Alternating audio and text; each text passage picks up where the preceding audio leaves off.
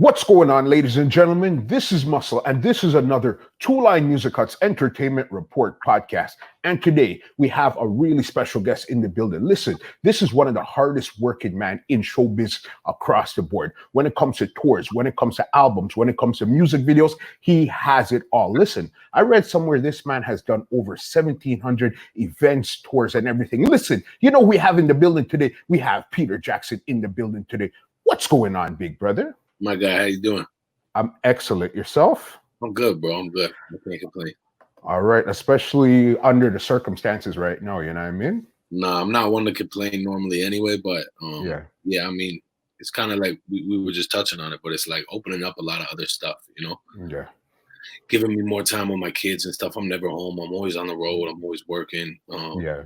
So it's like we asked for this in a roundabout way, you know what I mean? You understand because we're always on the go and you don't realize how busy you are until you actually calm down and look around like, holy smokes, I'm always on the go.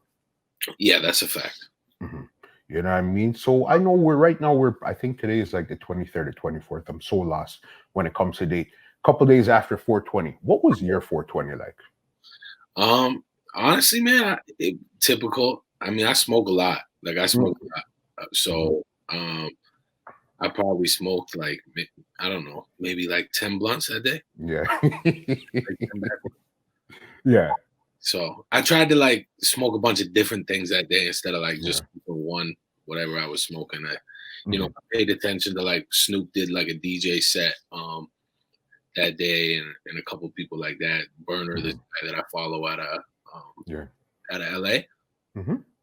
He had some stuff going on, so I was like paying attention to him more on like the business side of things and stuff too. So got you. Typical me. I never like went to like 420 rallies and like did anything. I've never done it. Not that serious, you know what I mean? Not that serious, no. Yeah. It's 420 every day over here. Yeah, right. You get it. Yeah, man, because I know you're big when it comes to marijuana, cannabis, and stuff like that. You're big. I'm pretty sure. Do you have a strain yourself, or are you involved with it anyway? I'm involved. I'm definitely involved. I'm involved with a couple of LPs. Mm-hmm. I did me and that LP called Hexo. Yep. We brought down the Wu-Tang Clan to do one of the anniversary shows. We brought RZA down. So I did a big deal with that LP Hexo. I work with another LP in a wellness brand right now called Mountain Valley MD. Okay. So MVMD. And then I support a lot of the other cannabis companies, like a lot of companies that are craft brands like Ghost Drops and a new brand called Cloudy, another brand called Space Bros. Like I've been smoking weed for forever. Yeah. Like I don't really drink. I don't really drink at all. Okay. So I'm like, I'll drink like champagne at a show or something like that. Yeah. But other than that, I don't really drink. So weed's cannabis is kind of my thing. That's your vice. Yeah, it's my vice. Yeah, all right, crazy. Let's get into some stuff that's going on right now. Because right now we're in the middle of a crazy, crazy pandemic right now. And even it's not discriminated, rich, poor, black, white, Chinese, famous or not. It's hitting everybody right now. Okay, if you even noticed yesterday, RIP to Fred the Godson. You know what I mean? So even somebody in the rap world, it touched the rap world right now too. What do you really think about this whole situation going on around you right now? But yeah, you're right. It is touching everybody. It's affecting everybody. A fan that comes to a lot of my shows and a lot of events told me today his mom passed from it. His Crazy. mom, like I watched his mom buy the whole merch table at one of my shows before and stuff. So literally everyone. I got friends in Italy that were quarantined in Spain for 2 weeks. I got friends in just everywhere. Like it's really, it's really touching everything. And it's hard to judge because, a lot of this stuff goes on a lot of times and doesn't get this kind of publicity. Yeah. I guess that's a bad word to call it, but it kind of is publicity that the virus. That's what it is. Mm-hmm. So, I do believe there's a bunch of other stuff going on top of it, but or just in general in the world right now, there's a lot of stuff going on. So I don't know, man. It's hard to deal with, and you just pray and you just hope that we can get through it. Yeah. let's deep dive on that a bit before we even get into something else. When you say other stuff, what other stuff you came up on your radar do you have in mind? I never really been into like Mhm. I don't even know what the word is. I can't think of it right now. Like I never really Conspiracy theories? conspiracy theories. I never Yeah. really ever got into that. But like somebody that I do a lot of business with Mhm. has been showing me and telling me things for a long time. Yeah. So there's certain things that he's been showing me lately, and it just a lot of it makes sense. Like, I don't believe 5G's killing everybody. Right now it's not rolled out in enough places for really people to make that kind of assumption. And Okay. I also don't believe that every celebrity under the light is about to get an indictment, or I don't believe all that stuff, Mhm. but I do believe something else is going on. Fair enough. I could understand that because it's almost like it's too much is going on at one time Yeah. for there almost not to be something else at play at the exact same time also. 1,000%. Yeah. I can't, to be honest with you, whatever is going on is above my pay grade. Yeah. You know what? I could understand that 1000%. You know what I mean? That's kind of how I feel. Is like, I don't know because it's not my business to know, Yeah. which Yeah. sucks. And I mean, it's hard. And I could be dead wrong. I mean, we could just be going through something that happened 100 years ago, too. Yeah. That could just be the logical answer of what's really going on. And, you got a bunch of people that are throwing all this shit around. Everybody's bored. They're at their houses. Everybody's Yeah. look what just happened in Nova Scotia, bro. And Crazy. Enfield. Like Enfield is where Classified lives. That's the city. I've been there before with him. I've been in the house. Like Enfield is kind of like where I'm at. It's like Yeah. an hour outside of the city, but it's a small town. Like it's not. You wouldn't expect anything like that to happen I there of mean, all places. you don't expect that anywhere, but you definitely don't expect it in a place like that. And I mean, Mhm. that's terrorism. However you look at it, I don't care. I know people don't usually call white people terrorists, but like Yeah. that's some fuck. Yeah. He's a terrorist. Like Yeah. I don't know what else to call it. That's terrorism to me. So That's a definition if you ask me. You know what yeah, I mean? I mean that's just news always plays with that shit, but Mhm. it's terrorism. It's horrible. It's something else going on, and it's Mhm. kind of hard to understand and kind of comprehend all this stuff at once right Yeah, you're right. now. When it comes to quarantine and lockdown and stuff, how much longer do you think we're actually going to be in this state here? Because yesterday was 1 month since Ontario declared a state of emergency. So how much longer do you think before we start to get back into a normal pace of life again? I mean, Saskatoon don't have no more cases right now, I think. So I think they're doing like a 5-step program to start going back. And I mean, Ontario saw a spike again today. So, I don't know. I mean, I pray and hope that it's sooner than later, but I Mhm. also don't want to jump the gun. Yeah. And, if that's what's really going on and there's, this is what it is, then I'm not into jumping the gun. We're already in this position. Let's just do it right.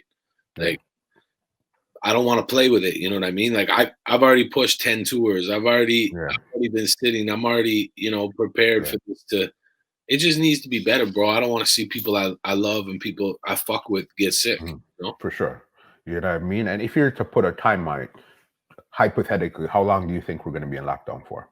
Just if you're to guess. To get back to like complete normal, I'm Yeah. really hoping for like September. I got too much on the line. Okay. So you think right now summer is basically a wrap, hopefully by No, September. no, I don't. I think Yeah. when I'm talking about my world, like Yeah. I'm talking about like concerts and stadiums and big venues like that. I think it's gonna take a minute to get that stuff. Like I got season tickets to the Raptors. What are they gonna do? Yeah. They're gonna Man. put every other seat. Like how do you do that? Then half the Yeah. stadium you can't go because it's sold out. Leafs are Mhm. sold out. Every sporting event in the world is basically sold out all the time. So Yeah. I mean, I don't know. I think that we'll start seeing stuff go back soon, like in the Mhm. next couple weeks. I heard them announce that May 2 for a long weekend, and then they retracted their statement. They But said no. you don't want to say that, right? Because every single person in Canada, especially Canada, they're going to their cottage. Like Yeah. we got 2 of them. So Mhm. first thing I said, I was like, "Oh, we going to the cottage that weekend." Like, Yeah. I didn't even go to the cottage last summer. Like Mhm. so, right away I'm like, "Oh, let's go to the cottage." Yeah. You know what I mean? You don't want everybody doing that. Mhm. So. Makes total sense. I think Doug Ford is doing a good job. Rob Yes. Ford, Doug Ford. Yeah. I always get them mixed up too, so don't worry. I get it. You know what I mean? But definitely, I can't lie. It seems like between Doug Ford, John Tory, and now I'm going blank with the premier. Trudeau, they seem to be, I cannot lie, they've stepped up in a way that I've never really seen them step up before, and they're really putting their best foot forward right now. Because this is some real life shit. This is not about being a politician. That's why Rob Ford, people liked him. Yeah. Rob Ford was like a peep. He was normal. He was like my next door neighbor, or some goofy guy that was a teacher or whoever. Like, he was just a normal guy. Yeah. Well, I think that's what's really shining through. And that's like, what I like most about Canadians and shit too, is they're like normal people. Yeah. So I think that they're compassionate. They're showing a lot of, just being a human being, like being a good human. And, I think that people were on Doug Ford's ass. I hope he does something about the teacher shit that he wasn't doing. And, some of that stuff, because obviously look at parents right now. I'm seeing parents acting like idiots right now with their kids. It's crazy.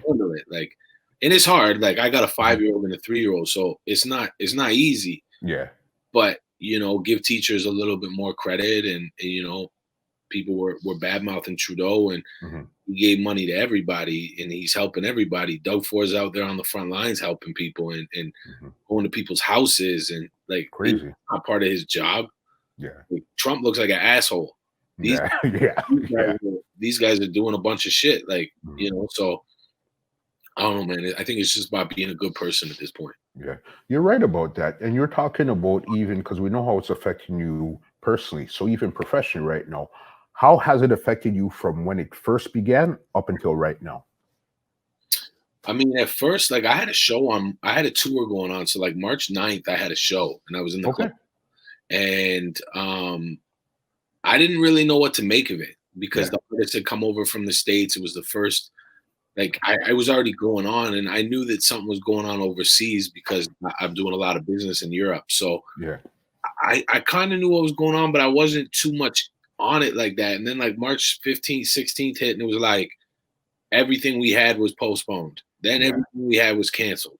Then people that we knew were getting sick. Then they started, the kids were home from March break, and it was going to last the extra week. Now it was 2 weeks. Then it's a month.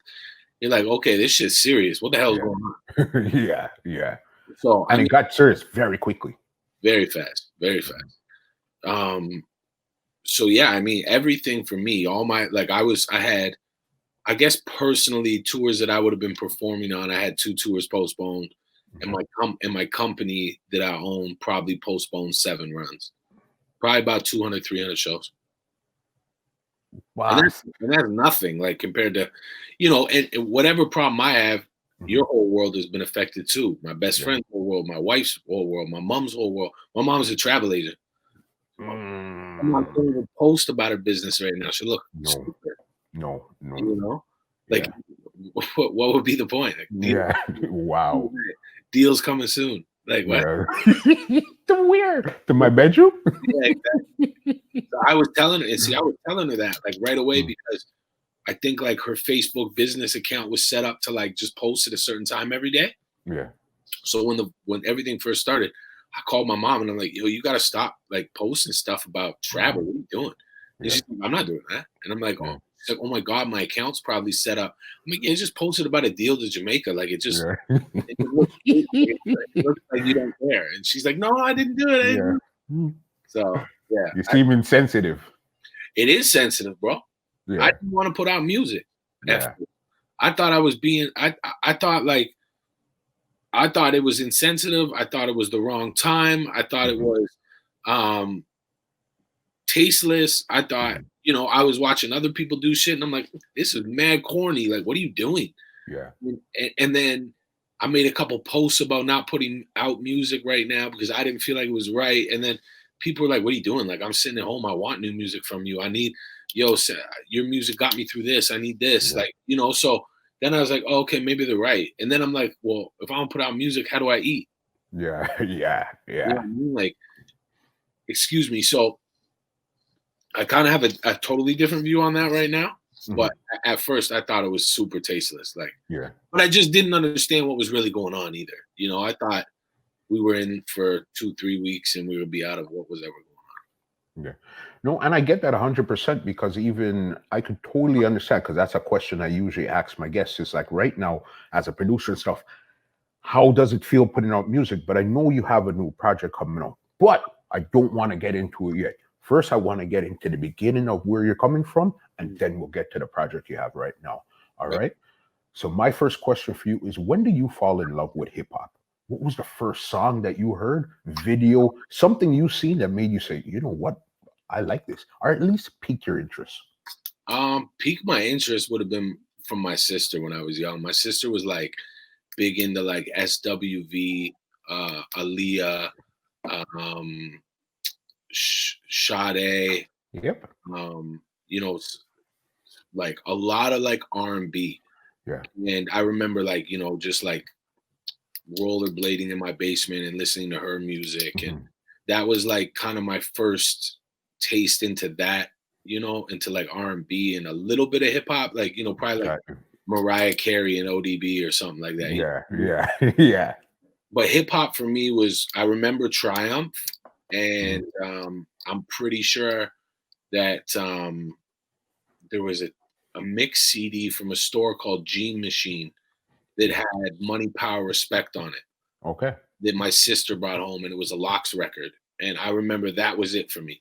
Like that record was, and that's like, you know, I always prided myself on working with people I just wanted to work with. Yeah. And that record for me was like really my starting point. Like I used to rap over the little break at the end into my speaker when I was, you know. Yeah. But that's really the one that really brought you into the fold and made you be self-aware of, yo, you know what? I like this. I could try this too.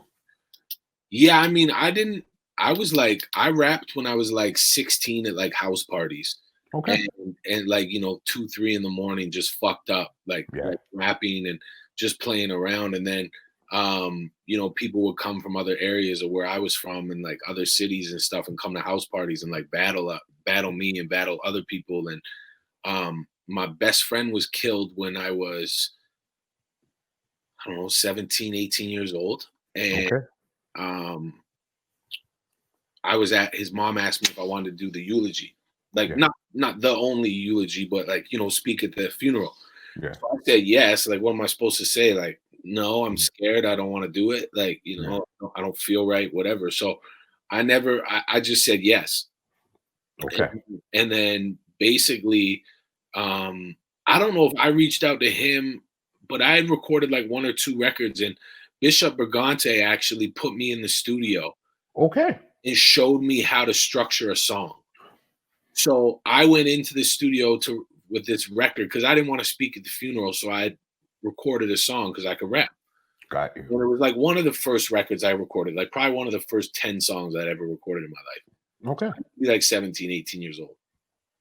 I go to the studio and it's just like straight, call it like 48 bars. Bishop was, nah, break it up, do this part here, then leave this for the hook, then do this part, leave that for the hook, do this part, leave that part. On the hook, tell stories about your boy.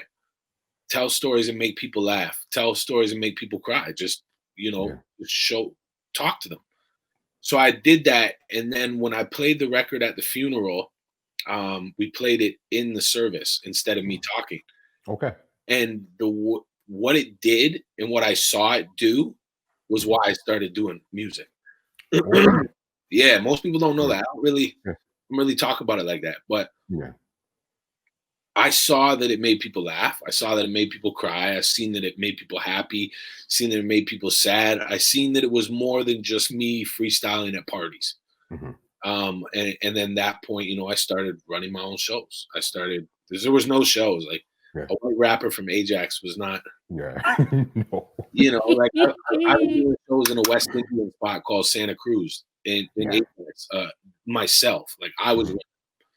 And that was like my opportunities. Like I bring Slug down from Scarborough. I would bring another artist named Beast and Cocky and A Game. Like A Game were kids at this point.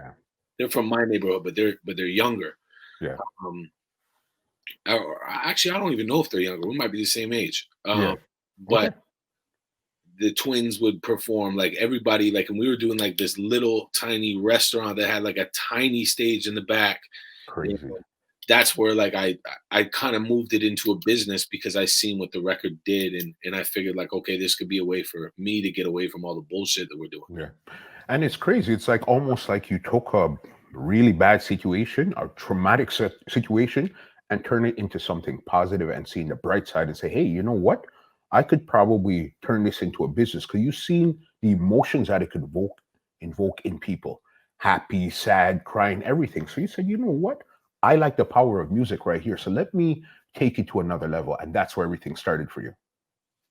Yeah, I mean, that was really it. And it was like I got a second chance because my best friend that died wasn't Mhm. like he wasn't wild. Okay. He wasn't really out of pocket like I was. Like I Mhm. was super out of pocket. So Got you. it was like extremely eye opening for all of us because he was like the best guy out of all of us. Mhm. So it was like, if this is, I can't afford for this to happen. Like I can't watch my mom like this. I can't, Mhm. So, and I mean, I've lost so many people over the years, but that one was always different to me because it was just first person I ever lost that was close to me. I was so young. It Mhm. could have been me. I was with him that in his car 2 hours before it happened. I was with Yeah. him 10 minutes before it happened. It was just, I mean, and there's so many stories like that. There's so many people I know that, but you got to change it for the better too. Like I still talk to his mom, Mhm. still speak to his sister. I know his sister's husband. I know their kid. Mhm. Like it's something that like, it's sad to say, but he helped me so much when that happened. Yeah. Like, Yeah. That's how life is funny. Everybody has a purpose, and you don't really know what your purpose is till sometimes after the fact. You yeah, know what I yeah. mean? And that might been one of those situations there. And what year was this where everything started to move forward for you? Um, I think probably like 2008, 2009. Okay. I dropped my first project in 2010. Okay. And I was messing around for a couple years before that, but Mhm. I think everything was basically, yeah, probably like 2008, 2009. Yeah. Well, okay. So then you're seasoned. This is we're talking about 10, I'm, 11 I'm years. yeah, I'm 10, 11 years in. Yeah. Wow. And then you started, so you would say you started off more as business or more as an artist first? I mean, I just did the business to create opportunities for me as an artist because there Yeah. was absolutely nothing for me. Yeah.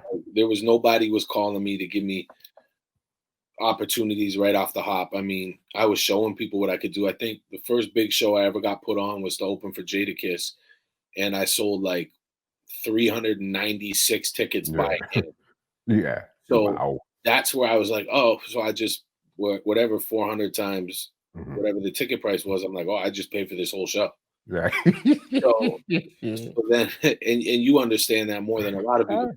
Mhm. So then I did a smaller Wu Tang show with like three of the members for somebody else, Mhm. and I sold 940 tickets by hand Wow. in a 700 cap room.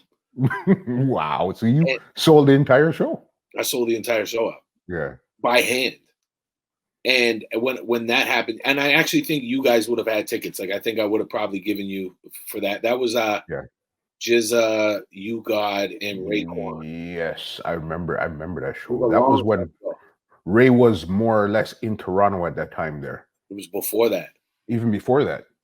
Yeah, so this is a long time ago This is then. like I'm talking about like one of my first shows. Yeah. And when I did that, I was like, okay, I'm done making everybody else money. Mhm. Because I think I handed over the money for 938 tickets and got paid like $500. Like, I just came over the biggest bag of money I ever seen at Yeah. that point. And I was Mhm. like, what just happened? Like so, at that point I started letting artists make money off of selling tickets. I Mhm. started, I never made people pay to play. I always made artists pull their weight. Like if your name's not gonna sell tickets, then yeah, your hand is. Yeah.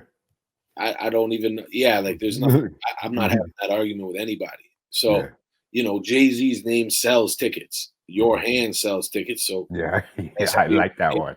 that's how you're gonna get the opportunity. Otherwise, there isn't an opportunity. I'm sorry. Like, Mhm. but I always made a lot of money off of selling tickets for other people. Mhm. There is a few times, like I just said, where, people gave me $500 for making them 30 grand. But, there, there's other times where you know, I made a great cut off of selling Yeah. tickets. So, that was like my first taste of it. And then it was like I bought a couple shows from a couple good people, and they're like, okay, cool, let's put you on a tour. Yeah. And then it kind of went from there. And then I started touring, and I started Mhm. building relationships in markets, and I started going back to those markets. And mine was like my grind has been like a different type of grind. It's been like you know, get on the road, bust a record that way, Yeah. get in people's faces, try to bust a record that way. I've had a little bit of success at radio. Mhm. Um, I've got some big features, but they're like legacy features and like stuff that I just wanted to do, Yeah. Yeah. not the shit that was like, hey, you need to do this. Let's put that out. Like, Mhm. so it was just stuff I kind of always wanted to do myself. Mhm. Um, but yeah, like it's a different type of hustle for me. It's a real business. Yeah. Would you consider yourself somebody like Tech Nine?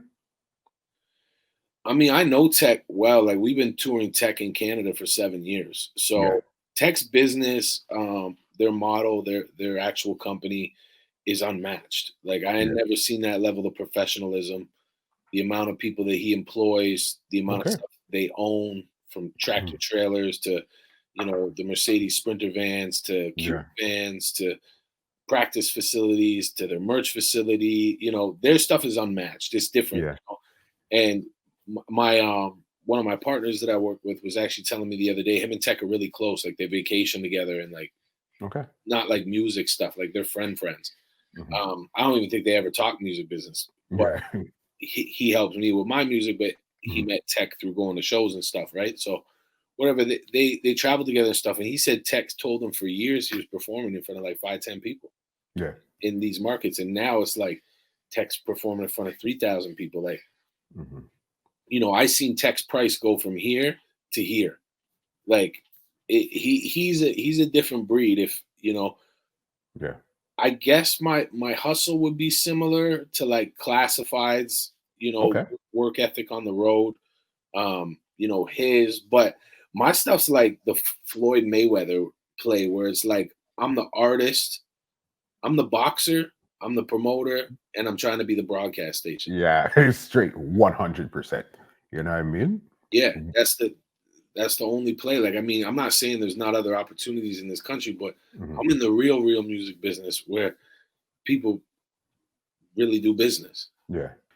Something I want to ask you also, when it comes to you, will you say you're an artist slash businessman or a businessman slash artist?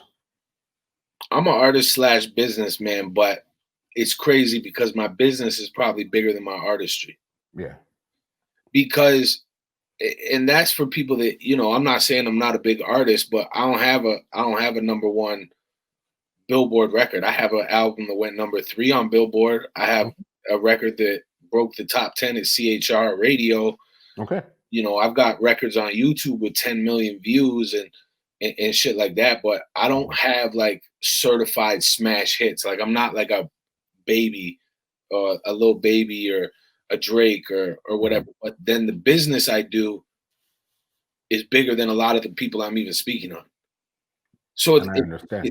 it's strange. It's hard Mhm. because it's like I only started doing this business so I could rap Yeah.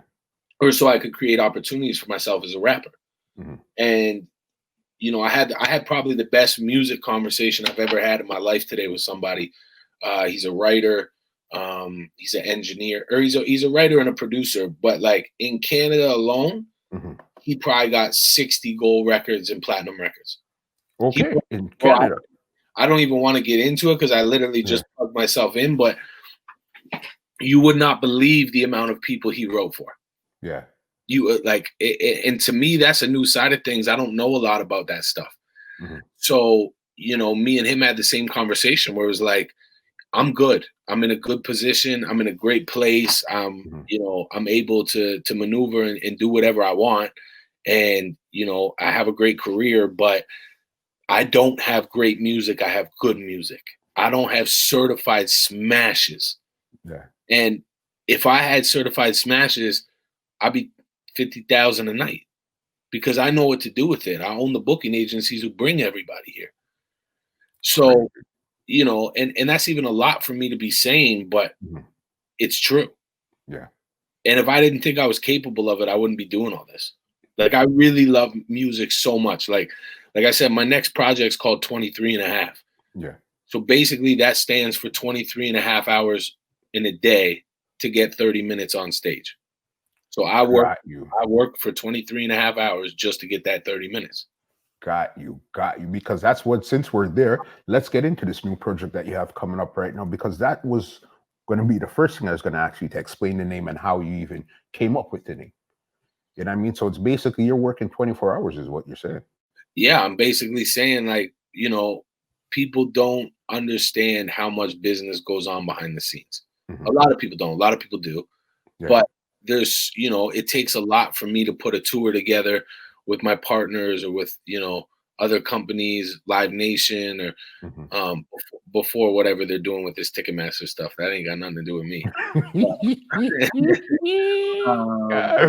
But it takes a lot of work to put a tour together or a show or get a feature done properly. Like, it's just really showing people that I have to work 23 and a half hours in a day to get 30 minutes on stage. Like, that's,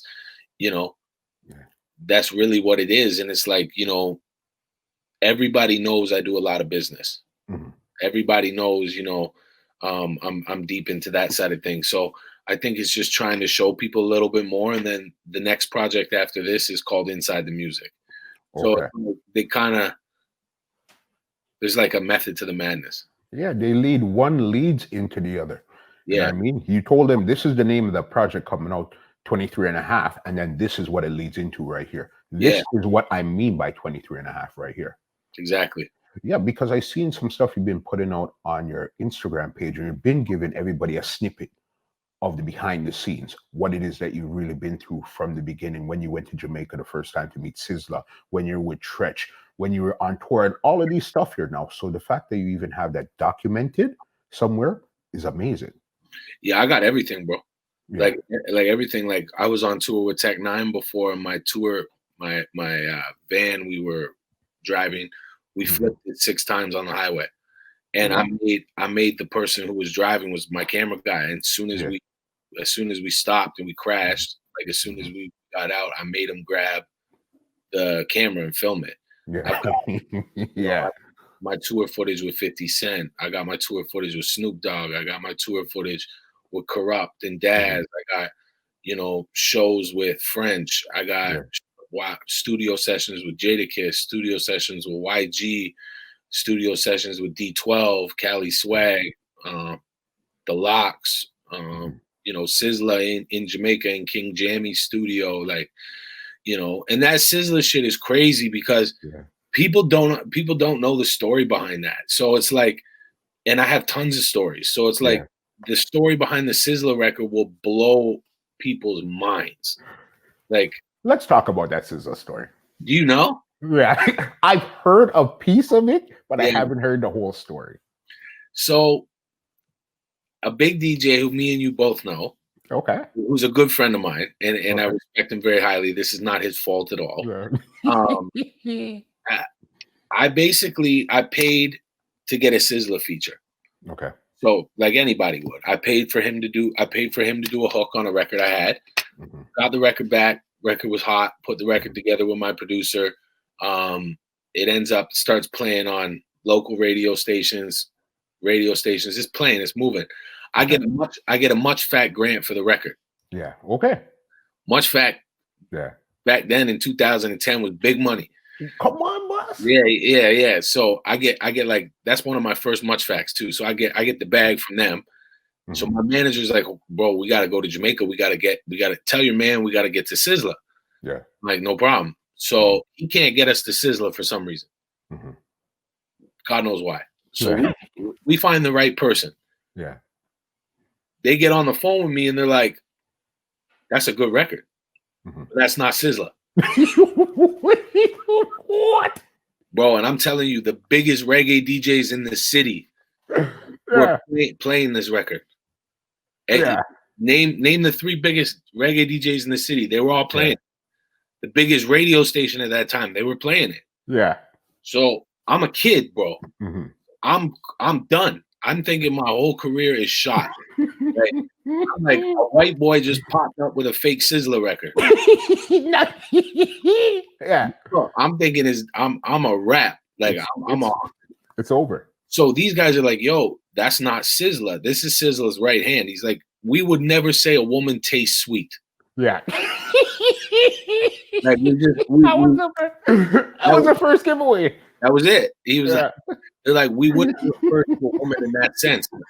For me, I'm like, I don't know what the fuck you guys are talking about. Like, I'm like, what do you guys mean it's not Sizzla, bro? I paid for this shit. Yeah. My man's I thought my man was official. So I'm like super confused at this point. So they're like, yo, listen, come to Jamaica. Yeah. Redo the record with us, and we'll shoot the video for the new record with you. Yeah. So I'm like, first thing smoking, I'm in Kingston. Mm-hmm. So me and 3 other people, my manager and 2 video guys, we head to Kingston with Rockman Dunbar from Prison Break. You remember him? Yeah. And Sizzla's publicist set it all up for us. Okay. And we went down there, and I show up to Sizzla's house, his first one, the one that burned down that was like really famous. Mm-hmm. Well, I show up there, there's like 100 guys. And they're like, so, yo, where'd you get this record from? I'm like, I can't even throw the man under the bus like that. But bro, I'm talking about like, I'm a baby. I'm looking at people like, yo, what the fuck did I put myself into? Like, I'm in Kingston now trying to explain where I bought a fake Sizzla record. Like, it doesn't even make sense. So then Sizzla shows up like 3 hours later. We're there at his house, and he basically loves me. Like because now I put him on the game, right? Like I told him what was really going on. Like I showed him the whole play, every in and out, how I bought it, who my guy bought it from, because it wasn't my guy who did nobody, nothing. Because bro, I'm telling you right now, if you go back and listen to the 2 versions, you won't even know what I'm talking about. Yeah, no, the funny thing with it, I caught a piece of the story somewhere, and it's like I had no clue what you were talking about. Bro. Yeah. Nobody. And it doesn't sound it's so crazy that it don't feel real. So Sizzla drove me to King Jammy's. We recorded with John with Jammy's son. We re-recorded my song, and then we did 2 more songs for Sizzla's albums. Okay. And then we spent like 3 days together in Judgment Yard and going back and forth. Like I was staying in Kingston in a hotel, and then I go back and forth to his house, his studios, whatever. And we just got close. And the video did really well on Hype over there, and Irie FM and here it did well too. And our next record did really well over there. Like people in Jamaica, like everybody knows who I am. Like it's crazy in Kingston, because like even On a Wave, my record On a Wave, bro. On a Wave, yep. On a Wave was on Hype TV by itself. Like ain't nobody on. That's not a reggae record, bro. Yeah, no. Yeah. So. Sizzla did a lot for me over there, and it was crazy. We just had a really good relationship because I was super honest with him. I kept it a buck with him. Like I was the one who was getting fucked. Ain't nobody else was getting fucked over. Like I'm here to make this right, but I'm here to make it right because somebody got me. Yeah. So, nonetheless, after that, we were extremely cautious with everything we did. But that shit was crazy, bro. I thought my career was over. Wow. The fact, I'm telling you, I didn't know. So you guys went down, re-recorded, and then re-released the song, no? No, just release the video with the new version. Bro, when I tell you the radio was playing, the radio was playing the record. At that time, everybody who was bringing you mixtapes, that record was on it. Yeah. Everybody who was playing mix shows, they were playing the other record. And you know me, I'm not getting commercial radio. So, and like, bro, that shit got CHR radio too. Okay. That record has, like, if you go back, you can see it's got something like 1,700 spins at commercial radio. Yeah. So, and the difference between urban radio and commercial radio is 100%. It's not even comparable, especially in Canada. But so the other record was playing. Yeah. And I'm not gonna call somebody and be like, yo, you guys want to pull that record? Like, well, I held this until like last year. I didn't tell anybody. Okay. And then I was like, you know what? I'm good. Like, I can start telling people about some of the fucked up shit that happened to me. That's so crazy, though. That's crazy right there. But going back to, that's what the Inside the Music is about. Inside the Music is about touring with people. It's about, you know, me being on the Much Music Awards red carpet with 100 different cameramen, and not one of them's looking at me, and I'm like, I just feel like an asshole. Like, it's about, you know, showing, you know, that before I had shows with 10,000 people that I was responsible for, I'm on my knees crying the night before, like praying that the show works. Like, because if it doesn't, that's me. It's not, somebody else ain't taking that hit. Like, my whole shit's done. Like, I put my life, like, not my life, but I put my career on the line almost every time I moved, because I love and was so drenched or like into what I'm doing that I really put everything up every time I go. So that's what that series is about. It's about showing people how much you really got to put on the line. And like, you know, people always say an overnight success is 10, 15 years. Come on, you know this already. There's no such thing as somebody that, if somebody woke up today and they got success tomorrow, believe you me, by the third day, you're not hearing about them anymore. It was quick in and out. Yeah. You know what I mean? I mean, I've been, sometimes it's hard to judge success, but like, I mean, I've been successful for a minute, but you know, there's certain things that I want more. Like, you know, I got records that are 1,000, 2,000 records away from being gold. I've had records on Billboard. I've had records with CHR. I could tour this country for sure, but some nights, if I could tour by myself, I mean, for sure, but some nights I might be performing for 10 people, like other people are, and then other nights I might be performing for 300 people. So, you know, for me, I like teaming up with bigger artists because I still don't have a bunch of hit records. Like, everybody knows On a Wave, you know, but I'm realistic because I'm an agent and I'm a promoter. So I know that Peter Jackson's worth this amount here, this amount here, and he ain't worth shit in this city. Yeah. You know, because you understand how this game is played now, opposed to just, listen, I'm $10,000 a show. I don't care what you say. It could be in Spain or it could be downtown Toronto. I want $10,000 a show. But since you're in the game now, you understand how it really works behind the scenes. Yeah. And I mean, the moment you make money with someone is the first time you make money with them. You'll make money another 100 times. The moment you take money from somebody is the last time you'll ever touch them. Yeah. So, you know, and anybody that knows me knows that I'm about doing what I'm supposed to do and showing improving every time. No, that makes total sense. And I know you've done a gazillion tours. Either you guys have put them together as a company or you've been performing on them also. Give me 3 of your craziest experiences on tour, and what tours were they?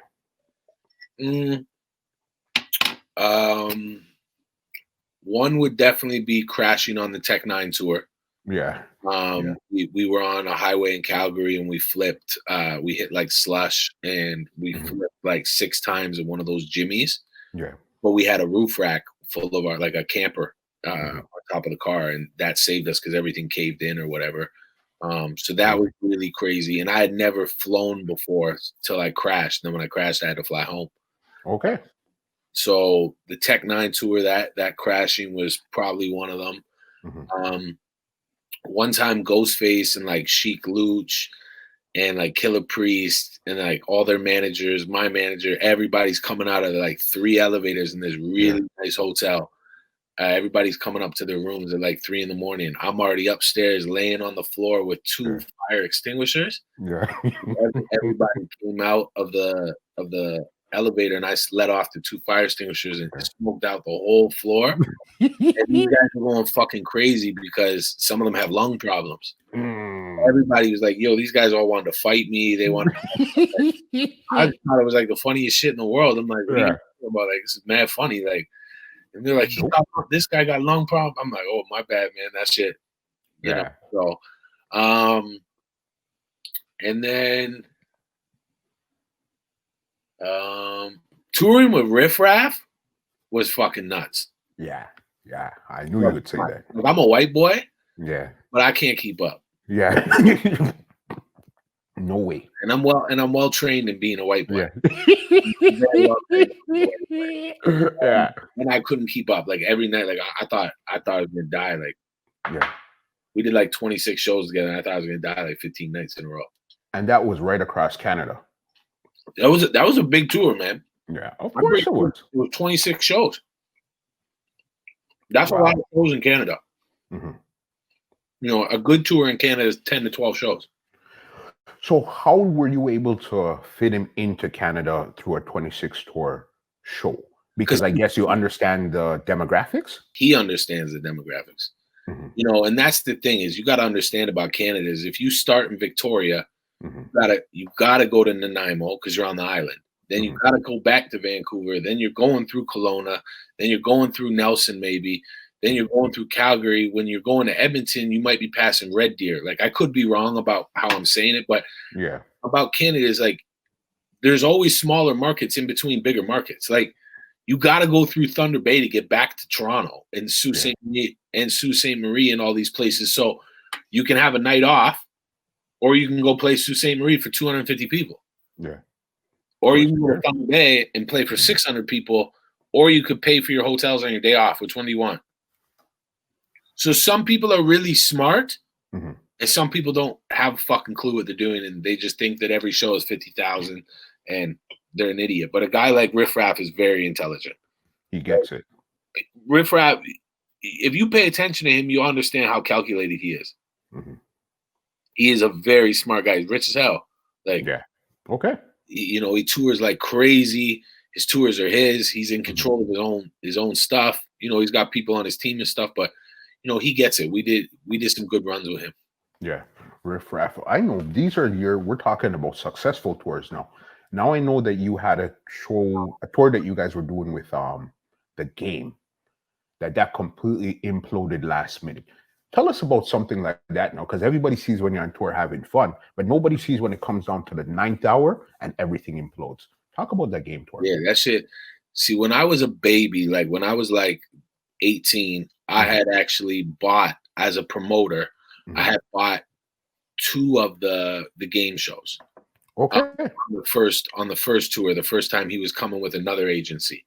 Yeah. And they had problems at the border where I believe, don't quote me, but his paperwork wasn't done, or maybe it was the same issue that I'm about to tell you now. But either way, he didn't get into the country, and I was one of the promoters, so I lost my deposits at that point. And that promoter actually, you know, took care of what he was supposed to because it was his responsibility, whatever. But now come around to this time, to the last year when we tried to bring the Game, there's certain paperwork you have to do to get people in the country. It was the same paperwork that we did for Gucci Man, and that's how he got in the country. So with the Game, we did the paperwork. The lawyers, the immigration lawyers, believed it was one of their strongest cases, whatever. And basically the embassy, if that's the word for it in Canada, the embassy had their reasons why they denied the Game. Okay. His immigration was done. Yeah. There was specific reasons that they gave us, and they gave him. He knows what they were, and so do we. Okay. Why they denied his paperwork. And the thing that the embassy should understand, and they do a lot of times, but you know, it was their choice. Like at the end of the day, it is up to their discretion. 100%. Everything is done correctly. Like, bro, I'm talking about like big money was paid for his paperwork. Not just by my company. Every promoter that bought those shows knew there was a chance we would lose what we had to pay for paperwork to get him in the country. But you got to understand, clubs are affected, bartenders are affected, promoters are affected, club owners are affected, fans are affected, the artist is affected, my company's affected, the food that was being sold that night is affected. There's everybody, thousands and thousands of people that are affected by a canceled tour. And it didn't work out. And I mean, everything was done correctly for him this time. And it was more like a personal, you're not coming. Like, that's how I feel. I know what they said, and I mean, it's not my business to put out there what they said. For sure. But it was bullshit with him. Like, it should have happened.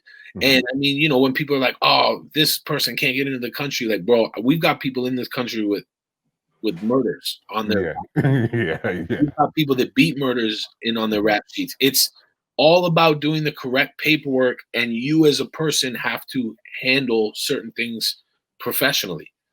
And everybody said Gucci couldn't get in, and then Drake got all the credit for bringing Gucci in. But that was I did that. Like my company did that. We're gonna get into that as soon as we're done with game. We're getting into Gucci. Yeah. So it's weird. Like Styles P needed this same paperwork.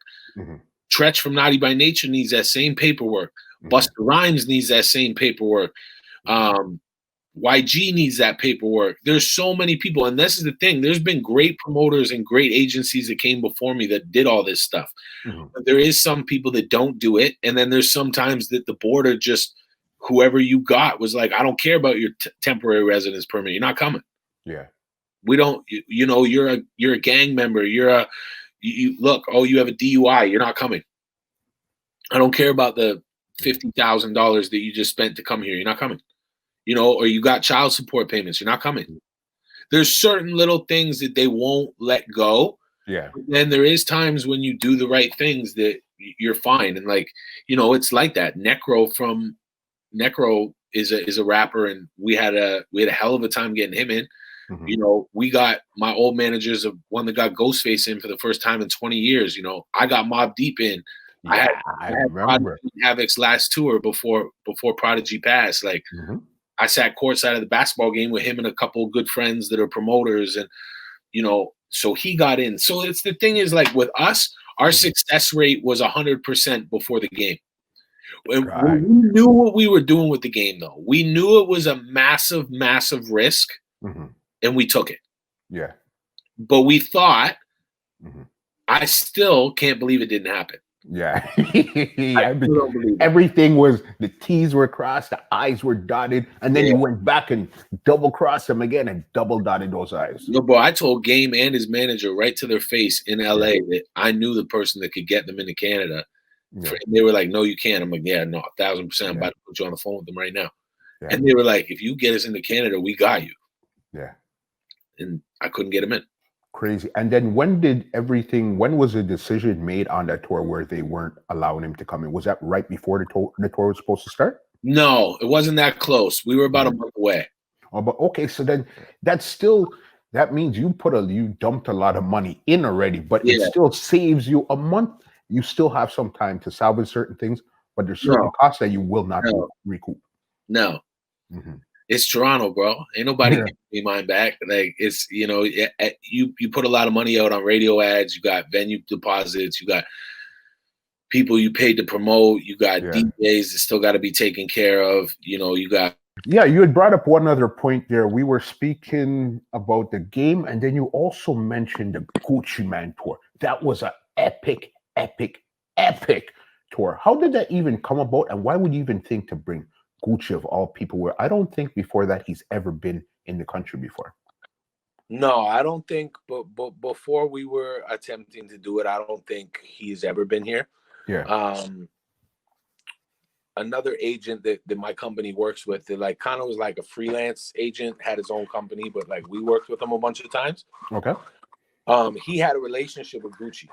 So he brought it to us and he was like, hey, I want to get this done, and I want to bring Gucci. Can you guys get him into the country? Yeah. And we were like, we definitely can get him into the country. We knew his charges were done and we knew everything was whatever. So we were like, yeah, let's bring him. Yeah.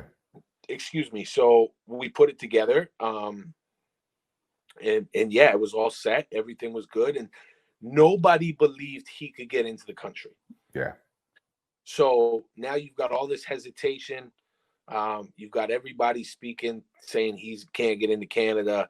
And it was really big at that time because one game just didn't get in. And there was a lot going on. So it was like a big hot topic. And then he had that line, I got felonies or something, I can't get into Canada, call Drake, whatever it was. Yeah. Yeah. So then everybody was talking about that too. And they were like, oh, this guy's never going to get in, all this stuff. And then basically, yeah, that's how it worked. And we had his tour and sorry, I'm just gonna move this for you. No problem. So yeah, then we basically set it up like that, and he was coming, and then there was so much doubt with people and fans that the promoter was like, yo, this isn't making sense. So the promoter told us, we got to figure something out. So then the person who was really behind the tour and helping my company put it together with us, we brought Gucci into Canada, and it was his idea. He goes, let's put him at the basketball game at game 6 or game 5. I was still on the road with Snoop Dogg, so he was like, I'm going to go to the basketball game with him and put him courtside so everybody can see that he gets in. And then at that point, we'll announce the new dates for Gucci and everything will be good to go. Got you. Well, we did that, and then Drake brought him for OVO. Yeah. What? Smart business. Smart business. I'm not mad. He's here already, right? I'm mad I didn't get any credit. So then that's why a lot of people confuse and say that Drake was the one that really got him into the country. Yeah, they didn't get him in. His Gucci's lawyers, our lawyers, and our companies together did it. It had nothing to do with anybody else. Yeah. But you happen to be here already. They're friends. They were at the basketball. Like, he goes to the basketball game. Who's he calling? He's calling Drake. Yeah. Like, at this point, he doesn't even know who I am. He might know, he might know me as the guy who owns the company, but it's not like I'm not running artists down either. I don't move like that. So, and I'm not saying anybody else does. I'm saying I do not move like that.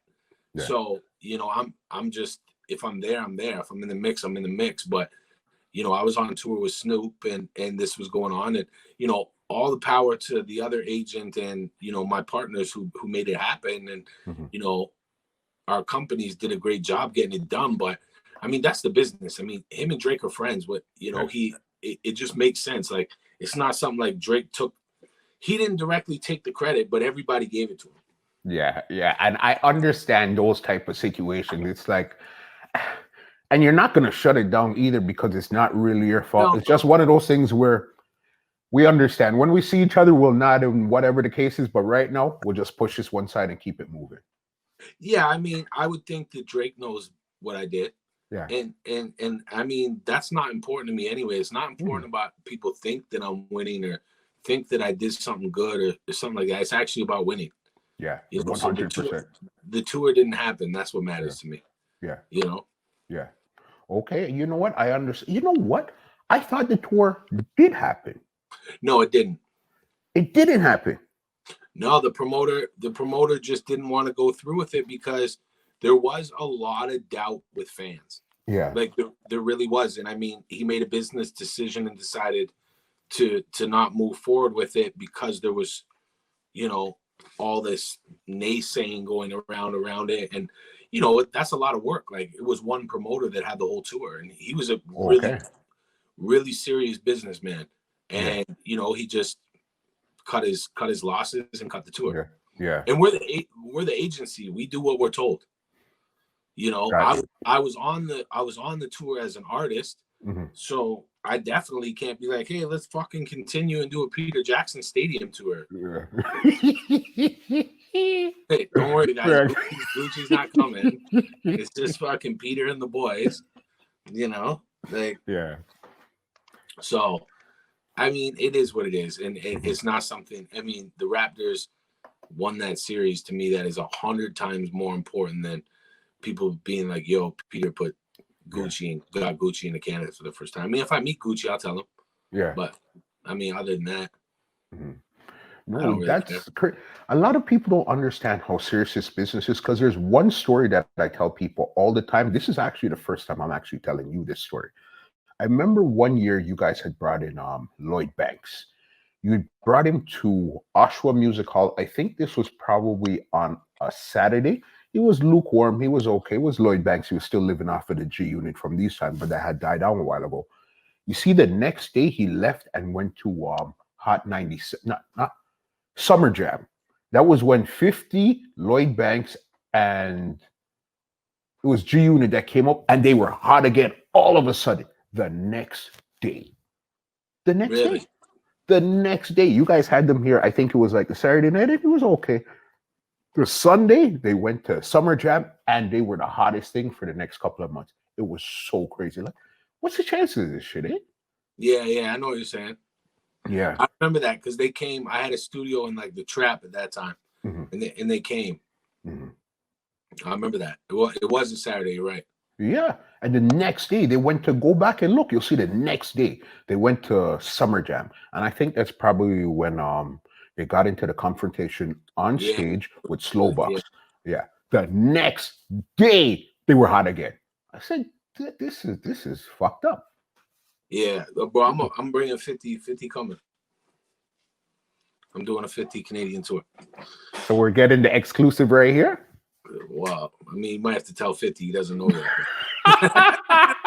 No, it's happening. It's happening. Yeah. We're working on it. Yeah, that's yeah. We're working on it. I'm just putting it in the air a little bit sooner than I should, but all right. Is there anything else coming up that you could talk about right now? No, I mean, we pushed so many tours right now with what's going on. You know, we pushed the tour with Ritz. We pushed the tour with Insane Clown Posse. We pushed a really big tour, a really big stadium tour. Okay. Yeah, there's like 3 or 4 other runs. I don't want to put it out there before they're announced, but like, yeah, literally we postponed like 7 Canadian tours. It's crazy. So it's just, man. And the thing I like with you is you know how to go from one end of the country to the other end of the country and leave no stone unturned. She's smart. My partner, my partner. I got a few partners and a few people that work with us, but my partner Valerie is she's the one when it comes to the paperwork and the routings and stuff. She's, you know, me more or less. I have a lot of relationships with people. You know, so a lot of times I set things up and she knocks them down. Yeah, that makes sense. I want to get into some of your features also because I know we touched on it earlier, but you featured with basically almost everybody you've done a tour with. Almost you have features with them also. So what does it feel like actually growing up, listening to Jadakiss and start rapping on Jadakiss as a freestyle to now meeting Jadakiss, the Locks and everybody and actually having official features with them? I like those guys a lot. I mean, I definitely grew up on those guys, but those guys are some of the most loyal and real people I've ever met through the hip hop industry. You know, Sheik Luch was the first person to text me and call me when my daughter was born, like before any of my friends. He was the first person to me. I literally just hit Sheik yesterday or the day before. They just put out a new record called Loyalty or something. Okay. And Sheik's wife is a nurse in New Jersey, New York area. And so I hit him up to be like, you know, prayers and thoughts with your wife. I know she's out there like working and it's so crazy out there right now. So, and then I was just like, yo, this verse or whatever, but it was like, it's cool because those are literally like, I know they know because they've known me since I was 17. Yeah. So I was definitely kind of acted like a fan when I was first around them, but like, you know, Styles, Sheik, Kiss, those guys were, for me, that was crazy. And especially with Kiss, because Kiss was my favorite rapper. You know, Sheik was like, you know, one of a friend. He's like a real friend. But, you know, Kiss, it was like I wake up on the tour bus and I'd be like, fucking Jadakiss sitting there smoking blunt. I'm like 19 years old being like, what the fuck is going on? And it's like, it's my tour. It's not, it's his tour. It's definitely a Jadakiss tour. But I booked the tour. Yeah. I'm on the tour. Yeah. I'm winning or losing every night, like, you know what I mean? Like, this shit crazy. Like, I'm on the tour bus with Jadakiss. So, you know, that's really crazy. And certain people, you know, it's who you grew up on. And a lot of times, you know, I had this conversation with somebody who's really big in the business today. Who's really big in, like I said to you, in writing and producing this stuff. And he said to me, he's like, you seem to just work with whoever the fuck you want. Like, you don't work with like who people tell you to work with. And I'm like, nah, I do records like, I do things based on wants, not needs. Yeah. And that's not always the smartest business move.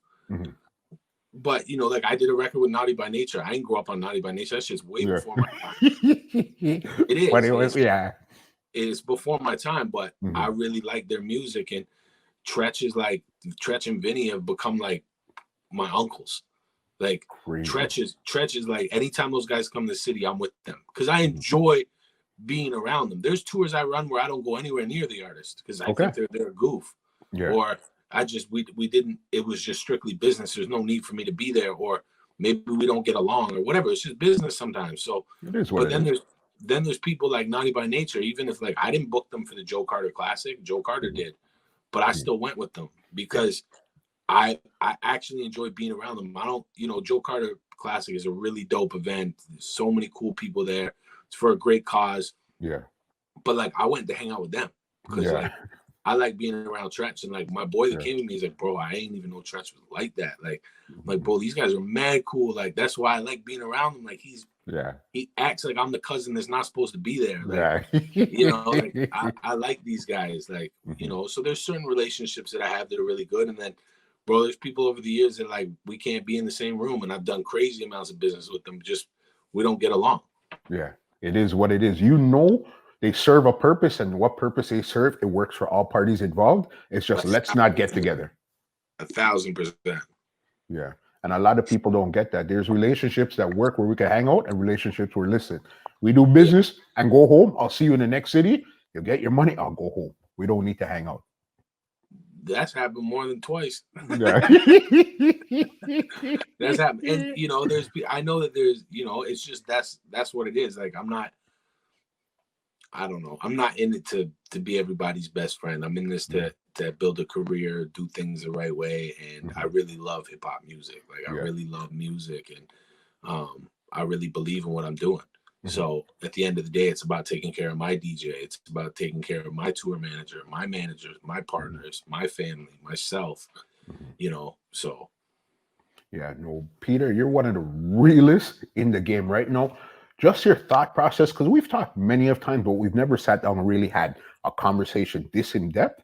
But to know what's in your mind and how real you are, it's amazing to see that. And a lot of people, they figure, okay, I've been in the game for 10 years, and they figure time makes them into the monster. It has nothing to do with time, You know what I mean? It's about work that you put in and where you just happen to be. And you understand and you own your position in the game right now. That's what's amazing.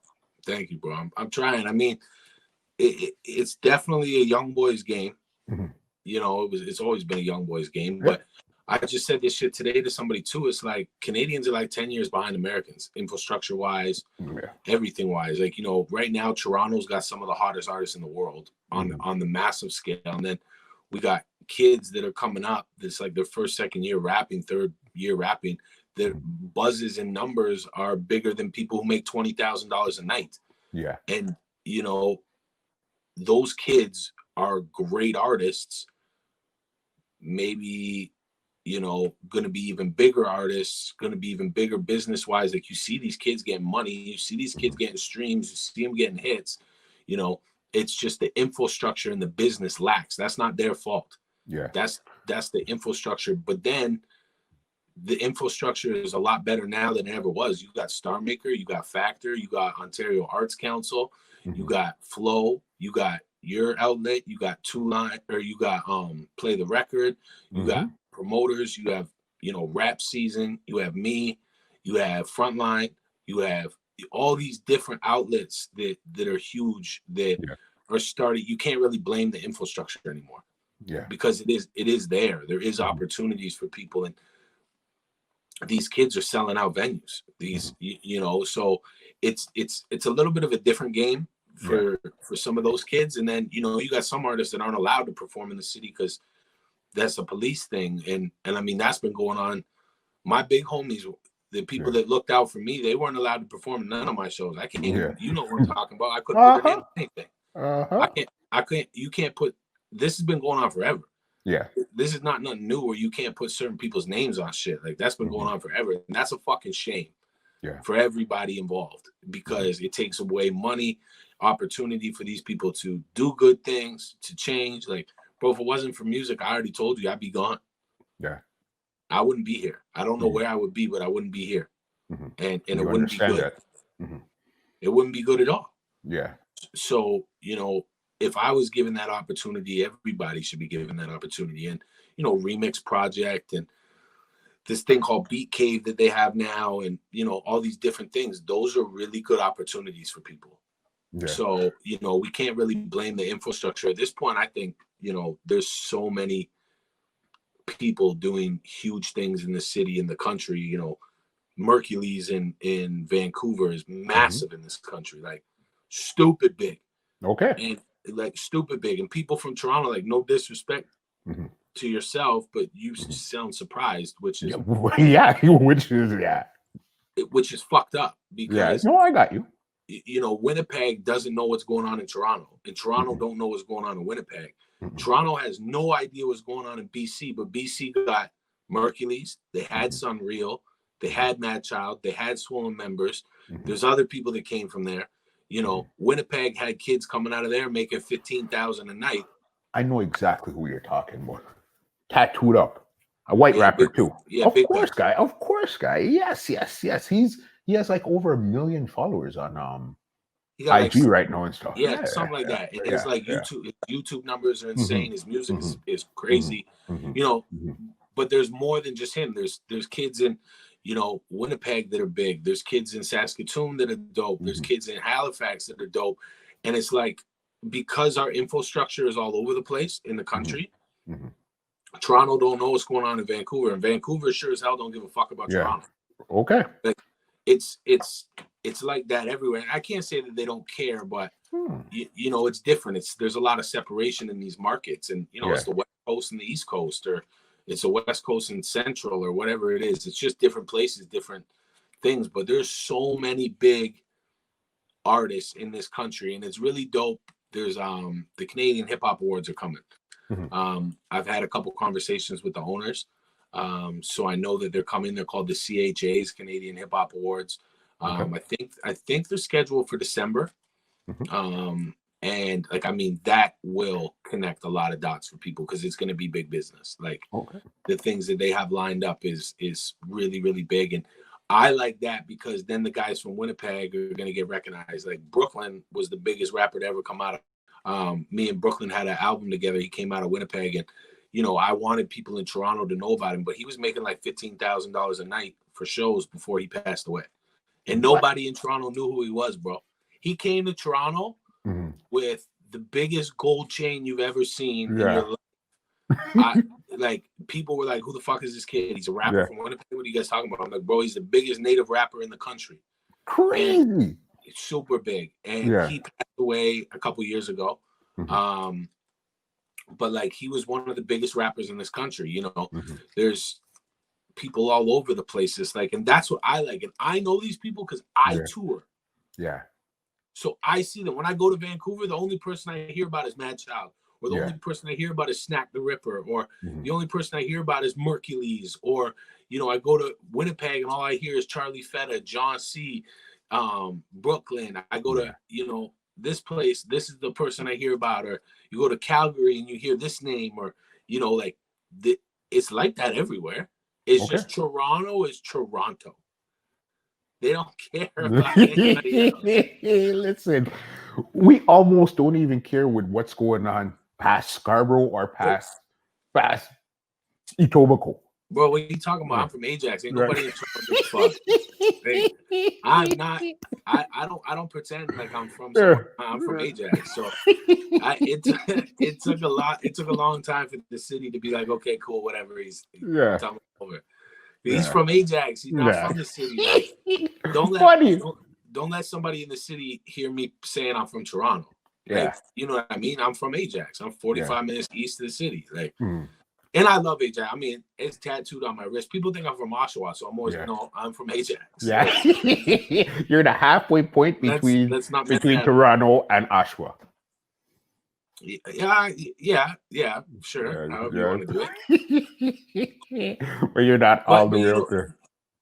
But you know what I'm saying. So it's like, you know, everybody just loves where they're from so much. Look at Scotians. Yeah. Scotians are like classified as the biggest thing in Nova Scotia, but there's another 10 guys that are big like him.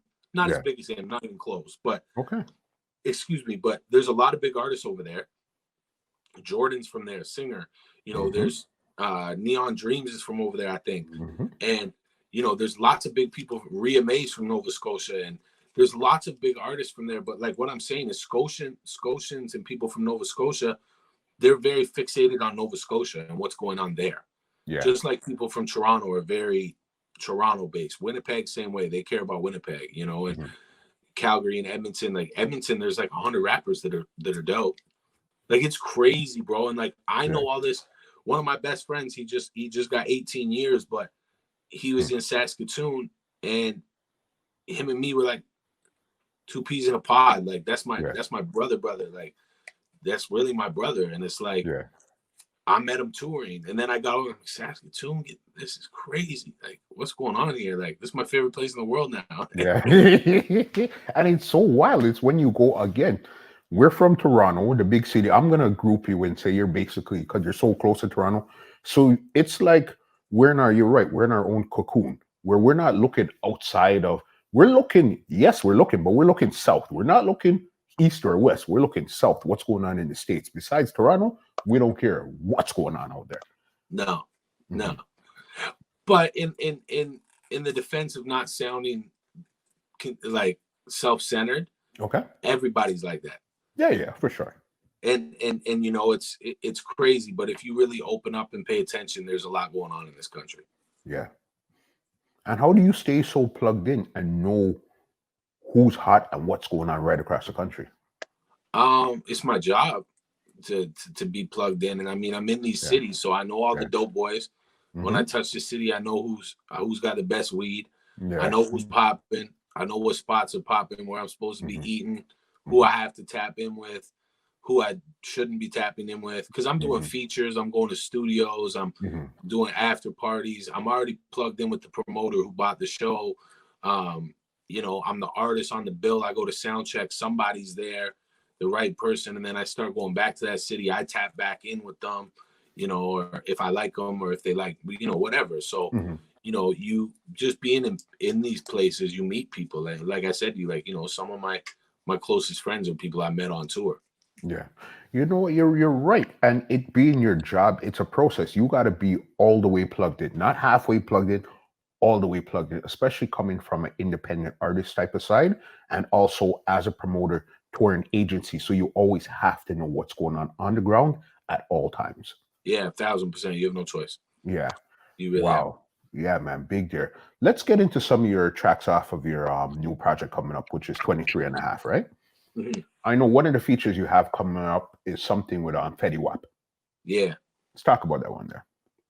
Yeah, I got a record called If It's You with Fetty Wap that was produced by Marley Waters. We shot the video in Calgary during the Grey Cup. We performed, he brought me out and I performed with him at the Grey Cup stadium party. I've seen that. And then we shot the video. And we just, me and Wap get along really well. Like we toured Canada together and then he brought me to Europe with him. And we just, like I went to Europe by myself. No DJ, no tour manager, no hype man, no manager. I went with his whole team because I knew me and him were cool. Like I like his team. Me and him just got along well. So it was like an easy transition for me to go with him. And I mean, we just hit it off. Like he did everything we ever did. He did out of love. Like he ain't ever taxed me on.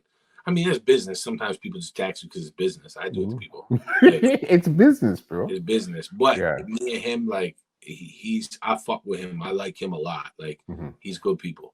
Yeah, that's big there. And how many tracks is on this new project? So I got 2 EPs done right now. This project gonna be like 6-7 records. It's gonna come soon. I think sooner than later. I mean, it wasn't going to, and now it's going to. Yeah. I think that it just feels right. And I got a big record for like hit radio, CHR. And it just sucks. I can't shoot the video I can't shoot no more videos right now. I have the Fetty Wap video. But you know, obviously with the social distancing, I don't want to be the asshole that gets caught shooting a video and then put on every media outlet in the country for shooting the fucking video. So that's so wild. That's gonna happen. Somebody's gonna get caught and they're gonna be like, rapper shoots video. Ajax, World star 6 was. You know what I mean? Ajax rapper gets arrested and fined $1,500. Ajax rapper fined more than his video was. Right. You know. It's so crazy right now, so crazy. But hopefully, we'll get out of all of this shortly, and we'll get back to normal life. You know what I mean? And get that going. One question I want to ask you before I get to this round called Rapid Facts is because you're coming from mixtape era, now the thing that you hear everybody talking about, artists speaking about is EPs. What was the difference between the mixtape era to now to this EP opposed to an album? What's the real difference? I mean, a mixtape was usually stuff you didn't own. Okay. For the American way of a mixtape was really what I was like. The New York style of a mixtape was rapping over other people's shit that you thought was hot. Yeah. So I mean, that was like, the first stuff I ever did. And then, I mean, EPs I feel like you can keep them more consistent. And, it's single based. Everything is single based right now. Yeah. So, the way that you push stuff to streaming and into all these different outlets is like pushing singles makes more sense than pushing a full project out at once, because then you can focus on something. So I think an EP gives you more of a chance to focus.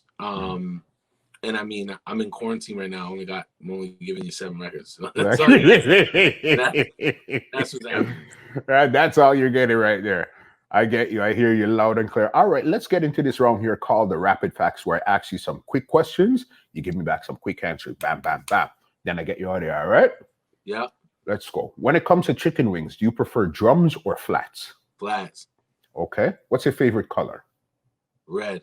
All right. Favorite basketball player of all time?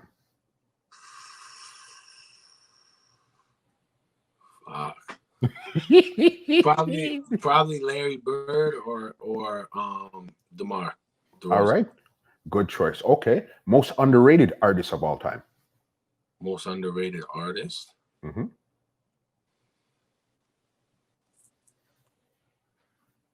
Damn. This ain't a rapid answer. I don't know, man. Pass. Yeah. Pass. Pass? Something that comes to mind.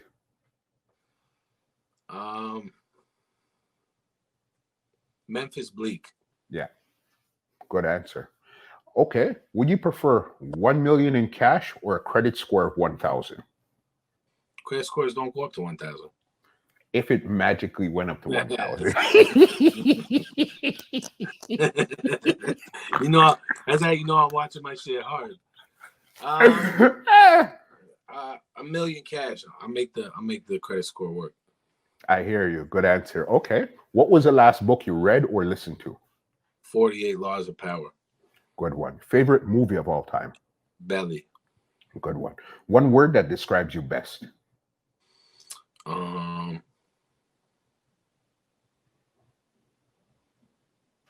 don't know, man. Yeah.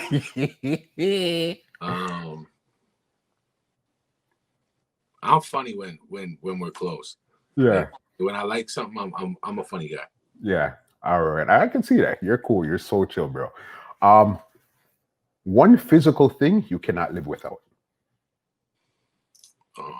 My kids. Okay, good one. If you could have dinner with 3 people, dead or alive, who would they be? My best friend that I lost, Steve.